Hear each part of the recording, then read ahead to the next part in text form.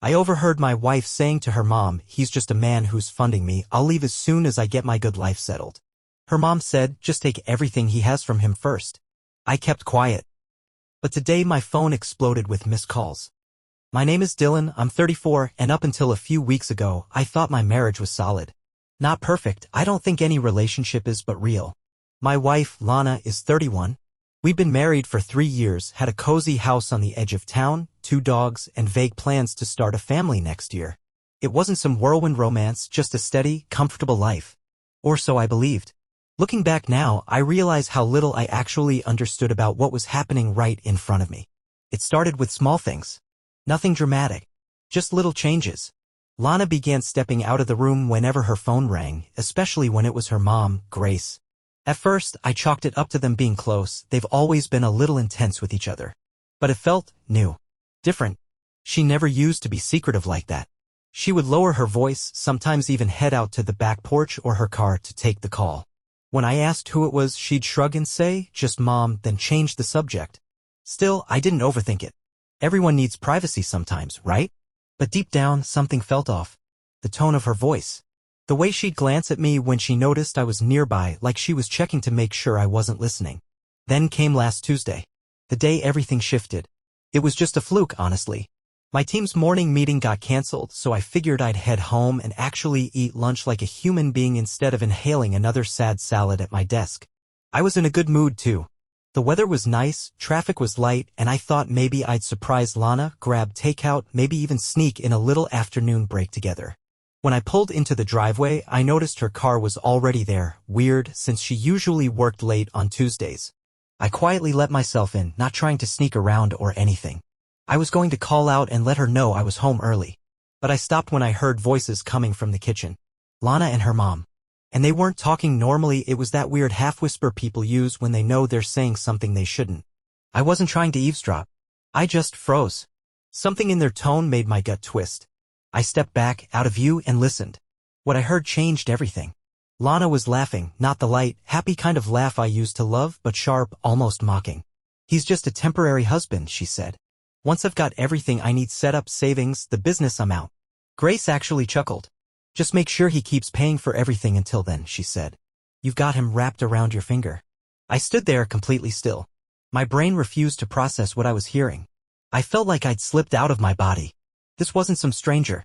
This was my wife. The woman I supported while she changed careers 3 times. The woman I bought a house with. The woman I'd planned on having a child with next year. I must have stood there for a full minute, heart hammering in my chest while they casually dismantled my future in whispers and laughter. And then something inside me clicked. I didn't storm in. I didn't yell. I didn't cry.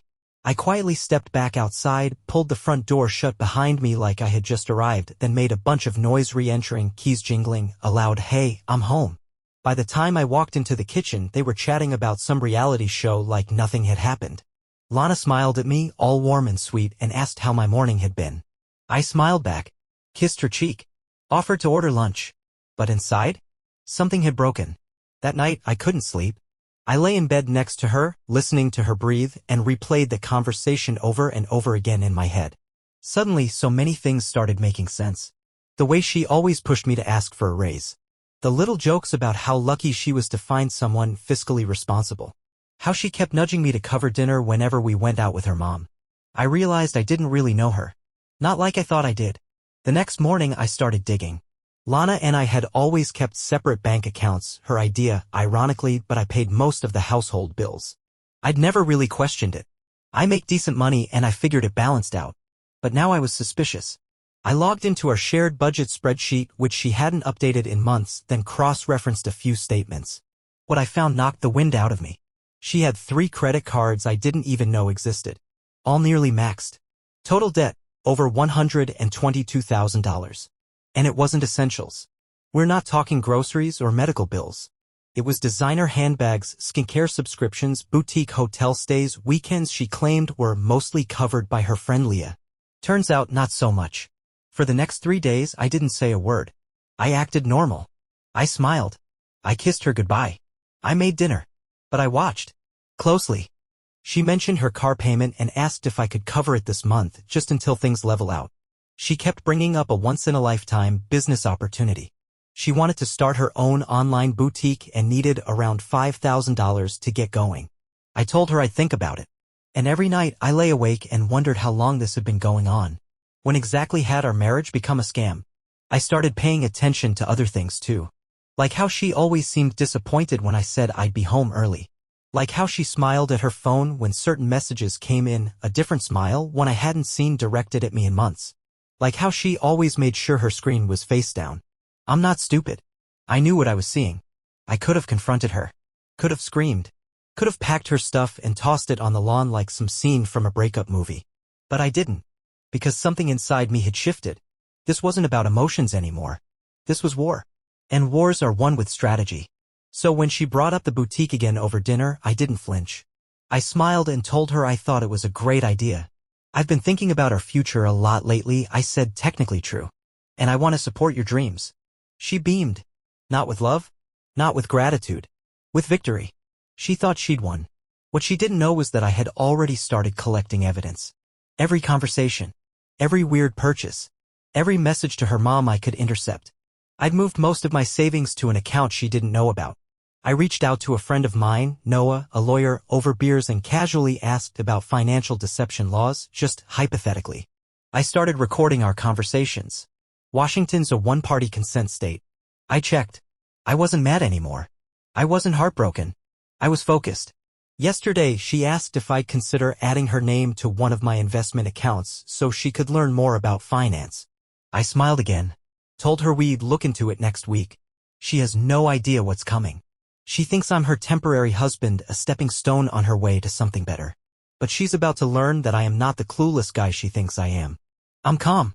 I'm patient. And I absolutely hate being used. After that night, something inside me hardened. There was no going back, not emotionally, not mentally, not financially. Lana didn't know it, but the countdown had started.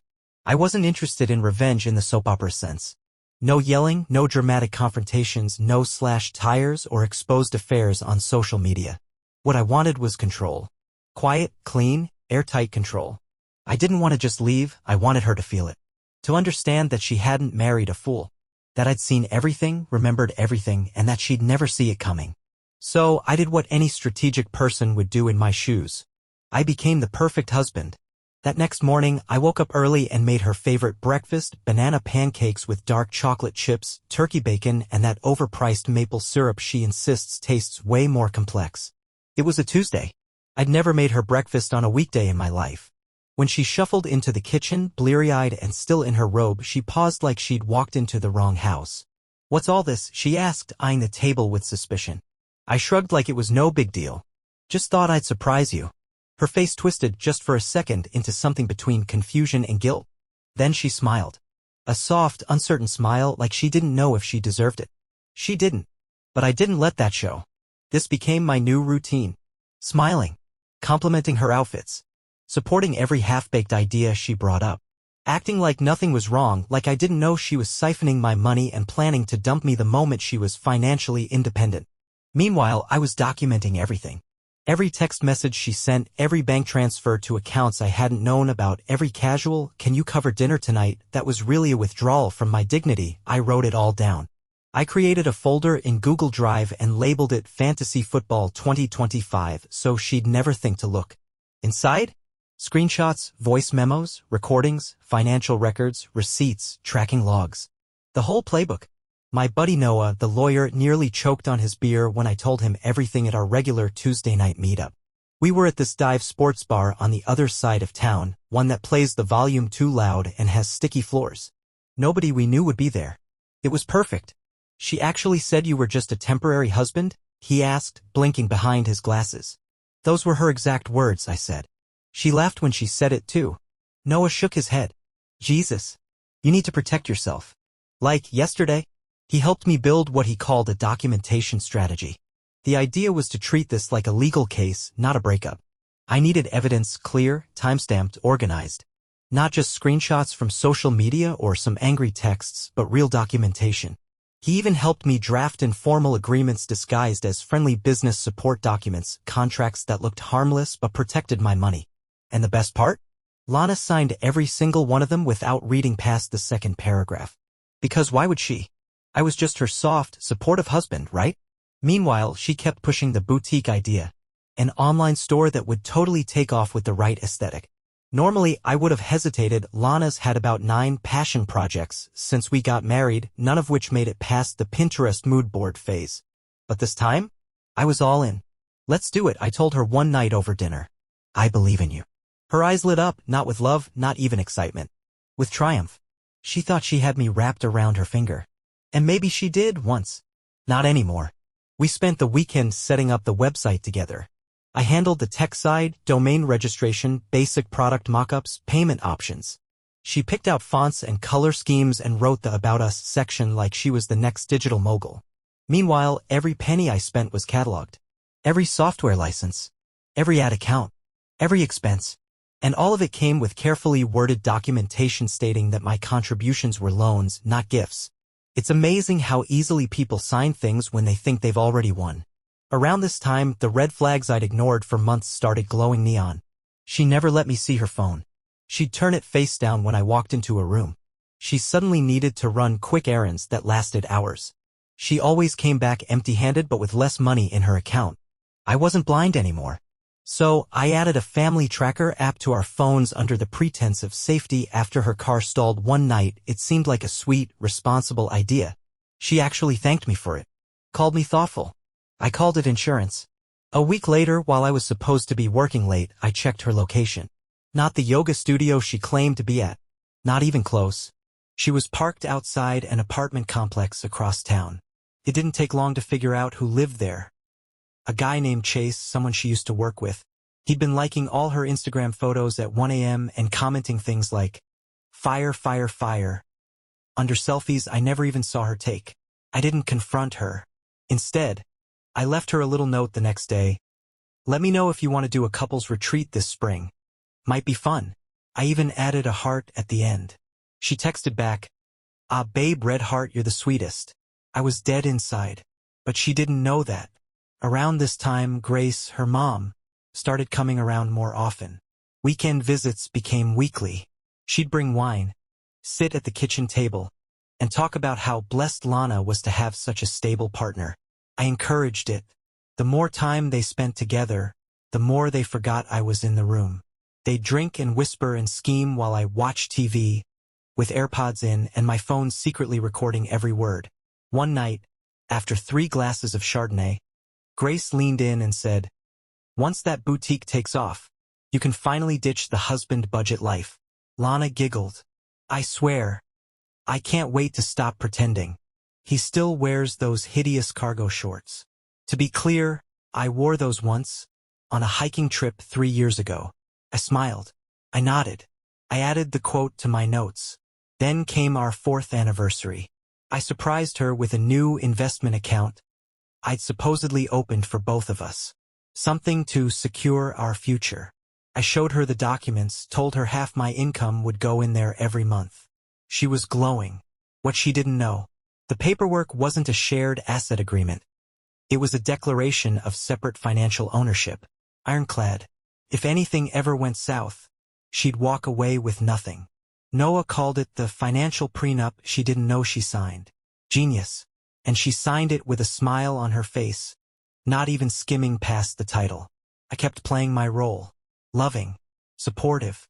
Oblivious. She kept playing hers. Sneaky. Entitled. Overconfident.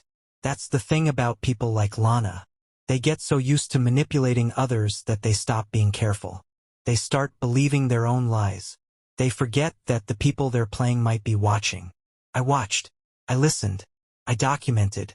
Then one day she brought up the idea of a vacation. Just the 2 of us. Cancun. All-inclusive. She'd found a deal, but needed me to put it on my card. I agreed immediately. Actually, I said, what if we invited your mom? Maybe even a couple of your friends? I know you've been stressed. Could be fun. She kissed me on the cheek and called me the best husband in the world. Later that night, while she packed new bikinis into a suitcase I bought, I stood in the hallway and looked around the house. My house. I'd already transferred the deed to a trust in my name. I'd already moved out everything important. Documents, passwords, heirlooms, bit by bit over the past month. I'd already signed the lease on a new apartment downtown. And Noah already had the divorce papers prepped and waiting. The night before we were supposed to fly to Paradise, I told her I'd be working late to wrap things up. Instead, I met with Noah, finalized the last steps, confirmed the court date, transferred the last of my savings out of reach. While she fantasized about sunshine and poolside cocktails, I was planning her wake-up call. Because she thinks I'm the man who funds her lifestyle. She thinks I'm too soft to do anything about it. But what she doesn't know is that tomorrow morning, while she's packing sunscreen and sunglasses, she'll be waking up to everything unraveling, and I'll be gone.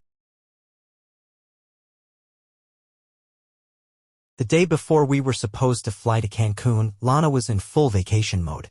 She spent the whole afternoon picking outfits, folding swimsuits into little piles, double-checking sunscreen, and trying on new sunglasses in the mirror, asking, "Do these look expensive or just tacky?"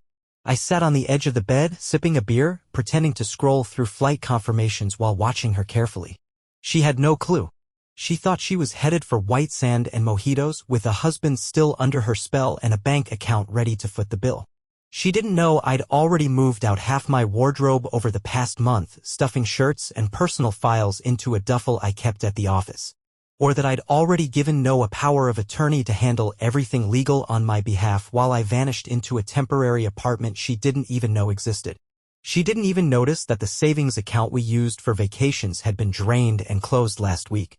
Too busy fantasizing about Cancun. That night, I told her I needed to run into the office to finalize a few things before the trip. She kissed me goodbye, already wearing one of those plush Roban facial mask combos she uses when she's feeling luxurious. I went to Noah's. We reviewed everything one more time.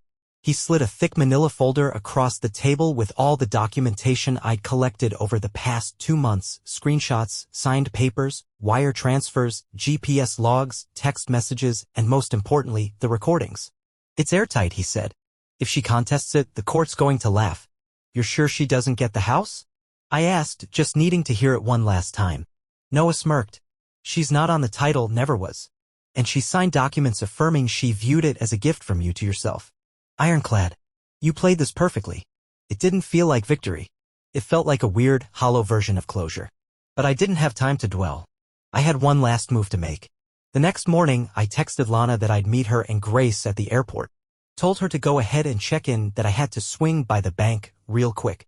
Instead, I drove to the restaurant I'd secretly reserved a week earlier, Bellamaro, one of those dimly lit Italian places with white tablecloths and $30 appetizers. Lana had always said she wanted to go but that it was too expensive unless you get a promotion. I'd made the reservation under her name for 3 people. She thought it was a pre-vacation surprise dinner.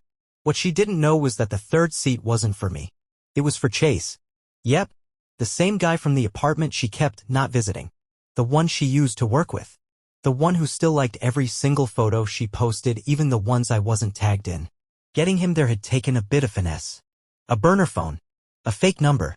A vague message pretending to be from Lana about meeting for dinner before the trip. He showed up. Of course he did. Why wouldn't he?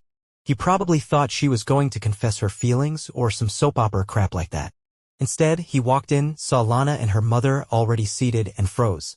The expression on Lana's face when he walked through that door? Priceless. Her whole body went stiff, her smile dropped mid-sentence, and she looked like someone had pulled the ground out from under her chair. Grace nearly choked on her wine.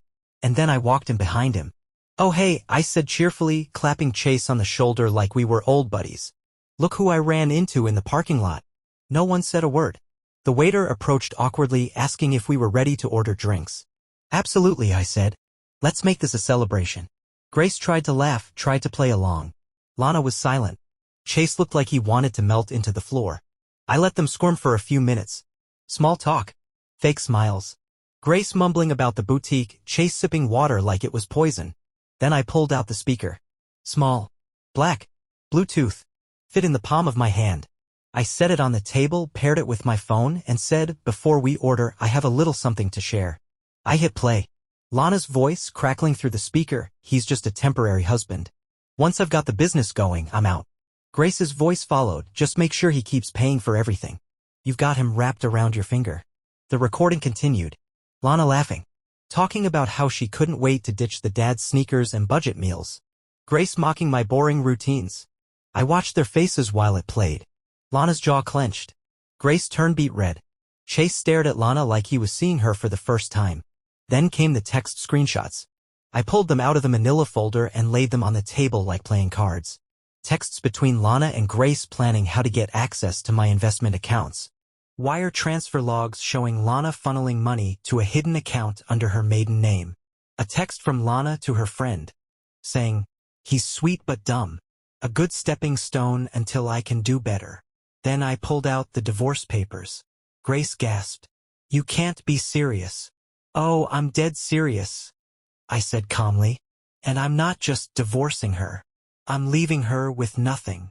Lana finally spoke. You can't do this here." "Sure I can," I replied. "You planned a betrayal behind my back for months. I figured you deserved to hear the consequences face to face." I turned to Chase. "Oh, and by the way, she told you I was controlling and emotionally abusive? Check this out." I slid him another paper.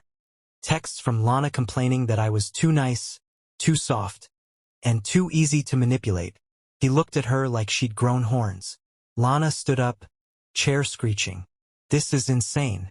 You're insane. Sit down," I said, still calm. "Or leave. Either way, we're done." Grace tried to stand, too. "You can't leave her like this. She gave you years of her life." I laughed.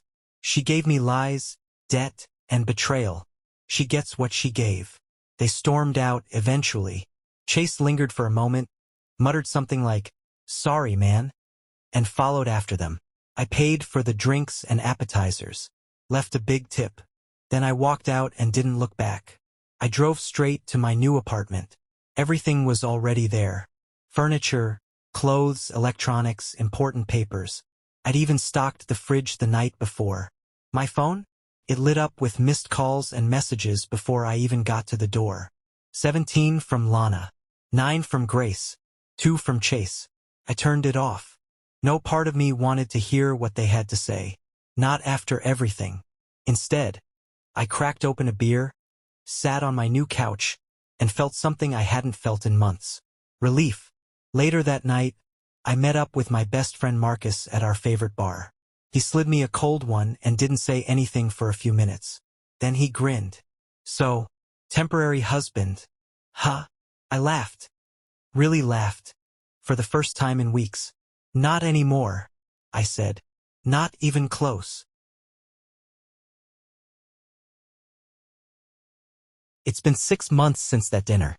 6 months since I sat across from my wife, her mother, and her side guy playing recordings of their scheming like I was pressing play on the highlight reel of betrayal.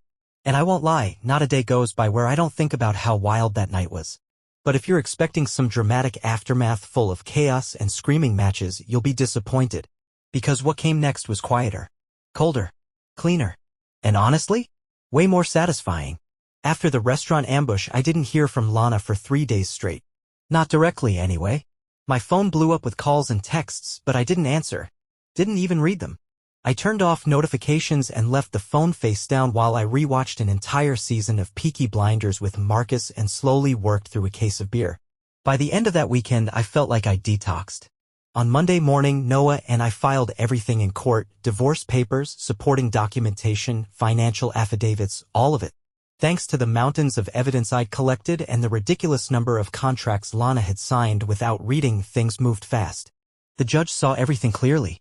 I wasn't dealing with a marriage gone stale.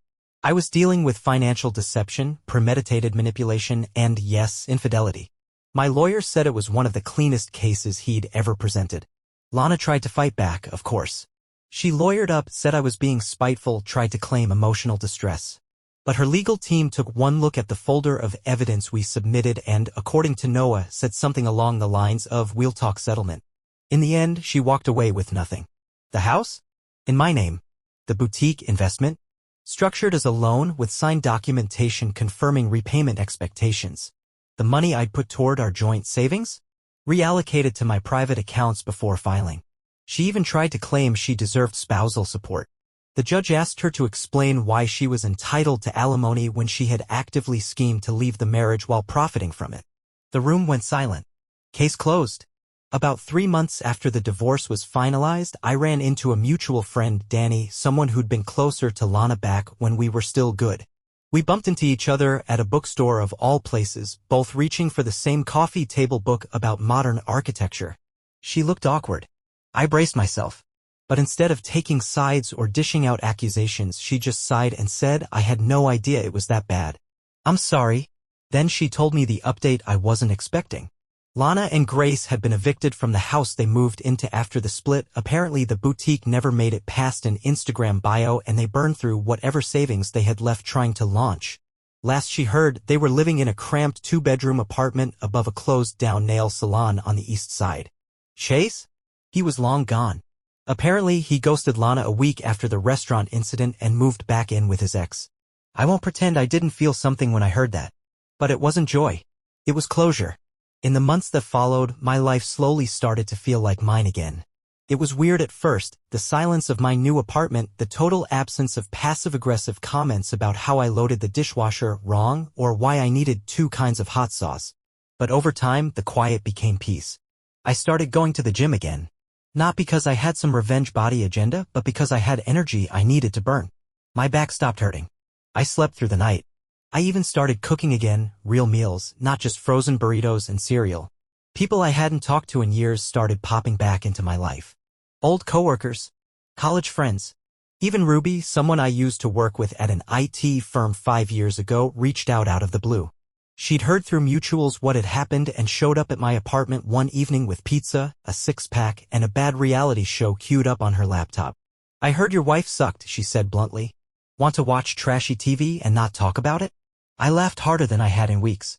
We didn't talk much that night. Didn't need to. Just sat on the couch, watched people scream at each other on screen, and let the quiet settle in like an old friend. Ruby started coming around more often after that.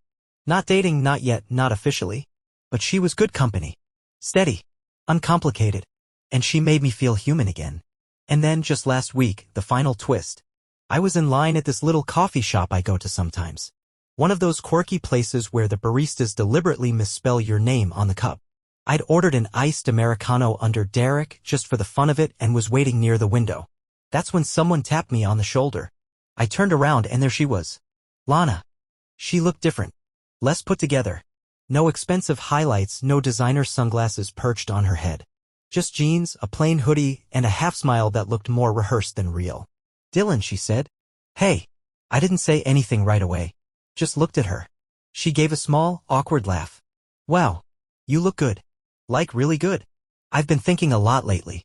About everything. I could see it in her eyes, the same calculated vulnerability she used to pull out when she wanted something. A tilt of the head. A softening of her tone. I don't know, she continued, maybe we rushed things with the divorce. I miss us. I miss you. I stared at her. And I felt nothing. No anger. No sadness. No satisfaction. Just stillness. The kind of peace you only get after surviving a hurricane and realizing the storm is finally gone. I glanced at the barista who was now holding up a cup with DURK scrawled in Sharpie and turned back to Lana. I'm late for something, I said, taking the coffee. Take care of yourself. Then I walked out. Didn't look back. Didn't speed up. Just walked. My phone's been lighting up again ever since. Lana, Grace, even a few unknown numbers. I haven't answered a single one. I don't need to. The chapter is closed. The damage is done. The lessons are learned. Some days I still catch myself waiting for the other shoe to drop. Like maybe I'll wake up and find that none of it actually happened, that I'm still stuck in that house pretending things are fine. But then I remember the long nights gathering evidence. The controlled calm of playing the long game. The way I took back control of my life, piece by piece. Justice isn't always loud. Sometimes it's just quietly rebuilding your life while karma handles the rest. Yeah? I've got a job promotion coming up. I finally joined Marcus at his rock climbing gym, though I mostly still suck at it. Ruby and I hang out every week, mostly tacos and trash TV, nothing romantic yet, but maybe something's there. Maybe not. I'm okay either way. And the most surprising thing? Some days I go hours, even days, without thinking about Lana at all. That's when I know I really won.